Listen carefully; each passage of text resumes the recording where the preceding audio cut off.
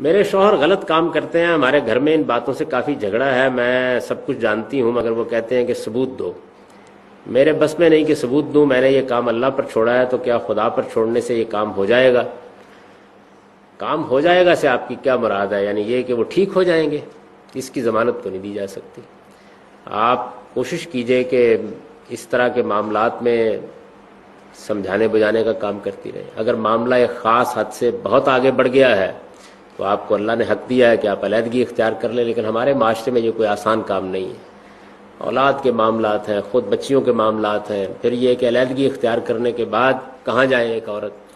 تو اس وجہ سے کوشش کیجئے کہ آپ کے لیے یہ ایک امتحان ہے، اس امتحان میں صبر کے ساتھ یہ خیال کر کے کہ اللہ آپ کو اس کا اجر دے گا، اور اس جذبے کے ساتھ جیسے کہ سیدہ آسیہ فرعون کے گھر میں رہتی ہوں گی، رہتی رہیے، اور کوشش کیجئے کہ اپنی طرف سے آپ خیرخواہی کے انداز میں اصلاح کرتی رہیں۔